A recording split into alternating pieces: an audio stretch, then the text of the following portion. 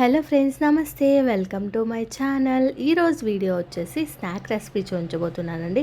అటుకులతో ఇలా ట్రై చేసి చూడండి. సూపర్ టేస్టీగా, చాలా క్రంచీగా, చాలా బాగుంటాయి. అలాగే మన ఛానల్లో చాలా రకాల రెసిపీసే ఉన్నాయండి, అటుకులతో కానీ స్నాక్స్ కానీ. సో కొన్ని వీడియోస్ లింక్స్ అనేవి ఈ వీడియో కింద డిస్క్రిప్షన్ బాక్స్లో ఇస్తాను. మీకు టైం ఉంటే ఒకసారి వెళ్ళి చూడండి. వీడియోస్ నచ్చితే లైక్ చేసి మరిన్ని వీడియోస్ కోసం మన ఛానల్ని ఇప్పుడే సబ్స్క్రైబ్ చేసుకోండి. ఈ స్నాక్ వచ్చేసి చేసుకోవడం చాలా సింపుల్, చాలా క్రంచీగా, చాలా బాగుంటుంది. సో ఇంకా లేట్ చేయకుండా మనం వీడియోలోకి వెళ్ళిపోదామా. ముందుగా ఒక మిక్సింగ్ బౌల్ తీసుకోండి. అందులోకి నేను లావ్ అటుకులు 1 కప్పు వరకు తీసుకుంటున్నాను. ఈ రెసిపీకి అయితే ఇలా లావ్ అటుకులనే వాడుకోవాలండి, చాలా బాగుంటుంది. పేపర్ అటుకులు అయితే అస్సలు వాడుకోవద్దు. ఇలా అటుకులు వేసుకున్నాక ఇందులోకి తగినంత వాటర్ వేసుకొని అటుకులని నానబెట్టుకోవాలి. అటుకులు తొందరగానే నానిపోతాయి కాబట్టి ఎక్కువ టైం ఏమీ పట్టదు. సో ఇలా అటుకులు మంచిగా నానిన తర్వాత ఇప్పుడు ఇందులోకి ఒక స్ట్రైనర్ పెట్టుకోండి. అందులోకి 1 కప్పు వరకు శనగపిండి వేసి ఇలా జల్లించుకోండి. ఏదైనా నలకలు లాంటివి ఉంటే పోతాయన్నమాట. ఇలా శనగపిండిని జల్లించుకున్న తర్వాత ఇప్పుడు ఇందులోకి నేను 1/2 టీ స్పూన్ వరకు పసుపు వేసుకుంటున్నాను. 1/4 టీ స్పూన్ వరకు కారం, అలాగే 1 టేబుల్ స్పూన్ వరకు నువ్వులు వేసుకుంటున్నాను. నువ్వుల ప్లేస్లో మీరు నల్ల నువ్వులు కూడా వాడుకోవచ్చు, టేస్ట్ ఇంకా బాగుంటుంది. నా దగ్గర అవి అవైలబుల్గా లేవు కాబట్టి ఈ నువ్వులు వేసుకుంటున్నాను. వీటితో కూడా టేస్ట్ చాలా బాగుంటుంది. నువ్వులు వేసుకున్నాక రుచికి సరిపడా కారం, కొద్దిగా ధనియాల పొడి, రెడ్ చిల్లీ ఫ్లేక్స్, అలాగే కొద్దిగా జీలకర్ర ఇవన్నీ వేసుకున్నాక అటుకుల్లోని తడితోనే ఈ పిండిని మనం ముద్దలా చేసుకోవాలి. ఒకవేళ మీకు తడిగా ఇంకా ముద్దలా అవ్వకపోతే అప్పుడు కొద్దిగా వాటర్ని స్ప్రింకిల్ చేస్తూ కలుపుకోండి.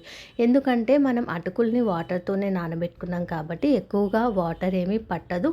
సో వాటర్ని చూస్తూ అడ్జస్ట్ చేస్తూ పిండి ముద్దలాగా రెడీ చేసుకోవాలి. ఇక చూడండి, ఇలా నేను పిండి ముద్దలాగా రెడీ చేసి పెట్టుకున్నాను. దీన్ని నానబెట్టాల్సిన అవసరం ఏమీ లేదండి, మనం నెక్స్ట్ ప్రాసెస్ని చేసేసుకోవచ్చు అనమాట.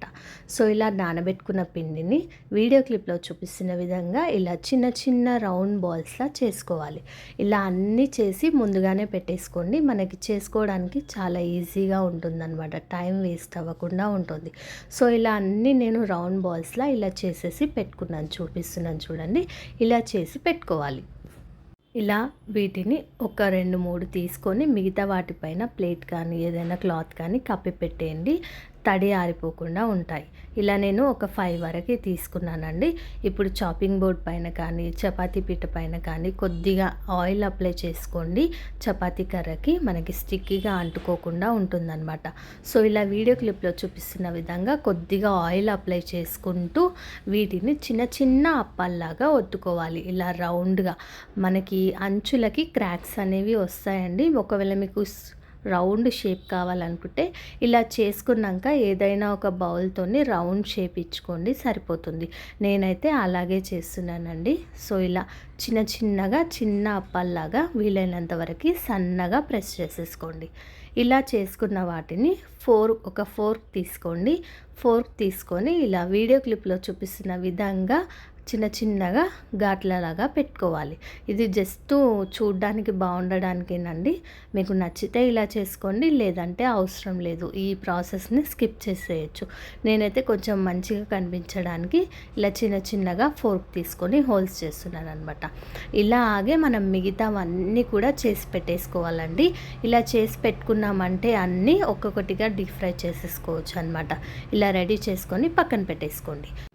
ఇలా చేసి పెట్టుకున్నాక ఇక్కడ నేను ముందుగానే డీప్ ఫ్రైకి ఆయిల్ పెట్టుకున్నానండి. ఆయిల్ వేడెక్కాక ఇప్పుడు ఇందులోకి ఒక్కొక్కటిగా వేసుకోవాలి. ఇవి ఫ్రై చేసుకోవడానికి లోతుగా ఉండే ప్యాన్ కన్నా ఇలా కొంచెం వెడల్పుగా ఉండే ప్యాన్ తీసుకున్నారంటే ఇవి చక్కగా వేగుతాయండి. అలాగే మనకి రౌండ్ షేప్ అనేది ఖరాబ్ అవ్వకుండా ఉంటుంది, షేప్ అవుట్ అవ్వకుండా ఉంటుందన్నమాట. సో ఇలా ఒక్కొక్కటిగా వేసుకోండి. వీలైనంత వరకు పట్టినన్ని వేసుకొని 2 వైపులా తిప్పుతూ మంచి కలర్ వచ్చేంత వరకు ఫ్రై చేసుకోవాలి. మంటని మీడియం ఫ్లేమ్లో పెట్టి మాత్రమే ఫ్రై చేసుకోండి. అప్పుడే మనకి లోపలి వరకు మంచిగా కుక్ అవుతాయి అన్నమాట. సో ఇక చూడండి, ఇవైతే మంచి కలర్ వచ్చేసాయి కదా. ఇంకా నేను వీటిని ఒక ప్లేట్లోకి తీసేసుకుంటున్నాను. ఇలాగే మిగతావన్నీ కూడా చేసుకొని డీప్ ఫ్రై చేసేసుకున్నారంటే మనకి అటుకులతో స్నాక్ అనేది రెడీ అయిపోయిందండి. అటుకులతో ఎన్నో రకాల స్నాక్స్ చేసుకోవచ్చు అండి. చాలా ఈజీగా చేసుకోవచ్చు. చాలా బాగుంటాయి. టేస్ట్ కూడా చాలా క్రంచీగా చాలా బాగుంటాయి అన్నమాట. సో పిల్లల కోసం ఇలా అప్పుడప్పుడు కూడా చేయాల్సి వస్తుంది, తప్పదు. సో నేను మా పాప కోసం అనమాట ఇలా చేసి పెడుతూ ఉంటాను. అప్పుడప్పుడు స్కూల్ బాక్స్లో పెట్టి పంపిస్తాను. అలాగే ఇంట్లో కూడా తినడానికి పనికొస్తాయని, టీ టైంలో కానీ తన స్నాక్స్ టైంతో కానీ తినడానికి పనికొస్తాయని ఇలా కొత్తగా ట్రై చేస్తూ ఉంటాను అనమాట. మనకి స్నాక్ అయితే రెడీ అయిపోయిందండి. చాలా క్రంచీగా చాలా బాగుంటాయి ఈ స్నాక్. మనం వీటిని కొన్ని రోజుల పాటు కూడా ఎయిర్ టైట్ డబ్బాలో స్టోర్ చేసుకున్నామంటే నిలవ ఉంటాయన్నమాట. సో పిల్లలు స్కూల్ నుంచి రాగానే ఇవి ఇవ్వండి, ఆవు అంటూ తినేస్తారు. చాలా బాగుంటాయి.